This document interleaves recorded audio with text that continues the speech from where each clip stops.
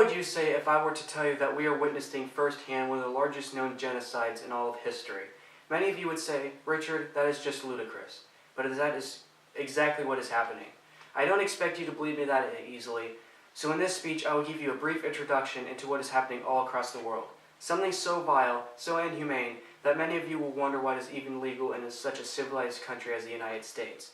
But what is this horrible crime against humanity, you may be asking? I will tell you. It is abortion. The definition of abortion is the deliberate termination of a human pregnancy, most often performed during the first 28 weeks. Some procedures used to terminate the life of a fetus include salt poisoning, in which a needle full of salt solution is injected through the mother's abdomen into the sac where the baby is held. The baby doesn't die from the ingestion of the salt solution, but instead has its outer layer of skin burned off. And additionally, it does not die within the first hour, and it usually takes multiple hours for the baby to die. The mother then gives birth to a dead or dying fetus within the first 28 hours. Another procedure, known as dilation and evacuation, is when a pair of forceps is inserted into the womb and grabs a part of the fetus, in which the teeth of the forceps then twist and tear and pull parts of the baby apart. This process is repeated until the fetus is completely disassembled and removed. Usually the spine must be snapped and the skull crushed in order to remove them. This is very disturbing, especially when you bring to light the fact that a human fetus develops a heartbeat within the first 21 to 22 days after conception. For those of you who do not know, 28 weeks equals 196 days, which means that it is legal in the United States of America for a human child to be basically murdered 174 days after its heart starts beating. For those of you who say it is not a living thing, take a look back at your years in elementary school and the definition of a living thing. The Utah State Office of Education classifies a living thing as something that is made of cells, obtains and uses energy, grows and develops, reproduces, reacts to its environment, and adapts to its environment.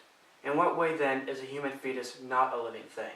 Keep in mind that this is taught in 7th grade and should be basic knowledge for almost anyone in the United States. It is state law that an individual must continue their education to at least the age of 16 or 17, which means that if you have not been held back, you should at least have a partial high school education and easily be able to understand 7th grade science. For those of you who say it's just a collection of cells and not a living thing, why would we consider a single-celled organism on another planet when doing planetary exploration a living thing, but not on ours?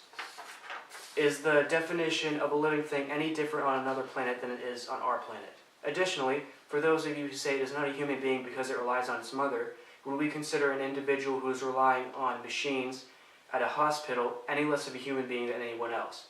It would be seen as murder to terminate that man or woman's or child's life, yet it is not seen as murder to kill a baby in the womb.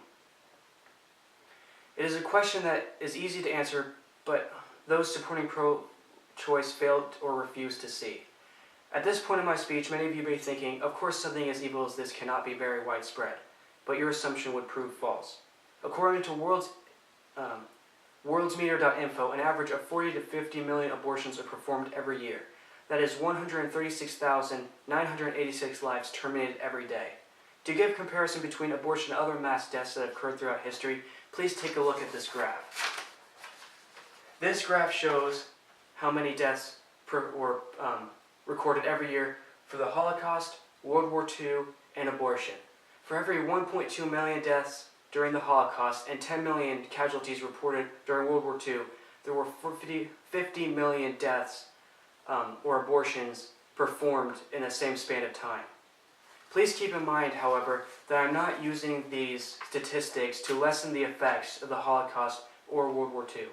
They are both horrible occurrences that happened in our world's history that should be remembered to prevent them from ever occurring again. To conclude, the only people who can end abortion is us, we the people of the United States and we the people of the world.